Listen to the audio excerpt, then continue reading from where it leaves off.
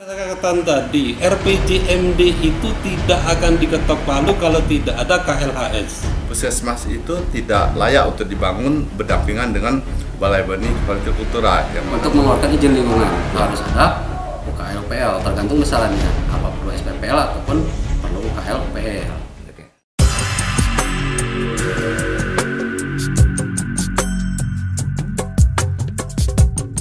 Penanganan limbah bahan beracun dan berbahaya atau B3 yang terdapat di Kecamatan Rimbo Pengadang direspon serius oleh Camat Rimbo Pengadang, Lasmudin, kepada wartawan. Ia pun kecewa berat dan mengaku telah berulang kali menegur pihak terkait.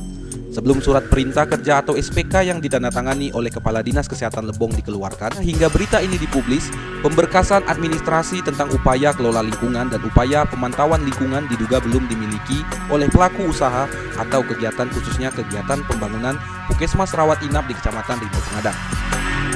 Syarat-syarat dibangunnya puskesmas ya tentunya saya berharap kepada Dinas Kesehatan untuk memenuhi itu, karena kita berharap nantinya setelah puskesmas ini terbangun dan bisa dipakai untuk kepentingan masyarakat, tidak akan terjadi adanya hal-hal yang tidak kita inginkan ya. Maka KLHS itu adalah kajian tentang lingkungan hidup, itu kan itu. Artinya bahwasanya pemerintah daerah itu sudah menyiapkan payung hukum itu. Nah, breakdown-nya adalah di OPD-OPD. Pembangunan Pusat Kesehatan Masyarakat atau Puskesmas Rawat Inap ini menelan dana 4 miliar lebih bersumber dari dana alokasi khusus atau DAK tahun 2021. Saat ini dibangun persis di depan kantor BBI Hortikultura Rimbo Pengadang. Walaupun belum memiliki izin lingkungan sebelum membangun, proyek dengan pelaksana CV Raja Sakti ini pun tetap melakukan pekerjaannya. Di lain tempat, saat diminta konfirmasi Kepala Dinas Kesehatan Kabupaten Lebong oleh awak media Lebong TV terkait belum dikeluarkannya izin lingkungan serta diminta penjelasan mengapa mengeluarkan SPK atau surat perintah kerja, ia pun terkesan mengelak dan enggan memberikan komentar dengan alasan belum siap. Sebagai informasi, izin lingkungan adalah izin yang diberikan dalam melakukan usaha atau kegiatan yang wajib AMDAL atau wajib UKL UPL. Hal tersebut sangatlah penting mengingat itu adalah instrumen pencegahan dari kerusakan lingkungan. Sama halnya seperti AMDAL, izin lingkungan adalah sebagai panduan pengelola lingkungan bagi seluruh penyelenggara kegiatan. Ini dimaksudkan untuk menjamin terlaksananya pengelola lingkungan yang baik.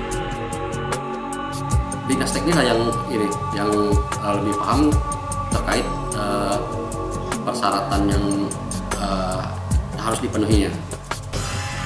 Tapi sangat disayangkan pada saat pelaksanaan pembangunan ini bahwa komunikasi pihak Dinas Kesehatan dengan pemerintah kecamatan ini tidak berjalan. Setelah puskesmas ini terbangun dan bisa dipakai untuk kepentingan masyarakat, tidak akan terjadi adanya hal-hal yang tidak kita inginkan ya, seperti dampak lingkungan, zat kimia, limbah ininya itu juga nanti harus diurus sesuai dengan aturan yang berlaku.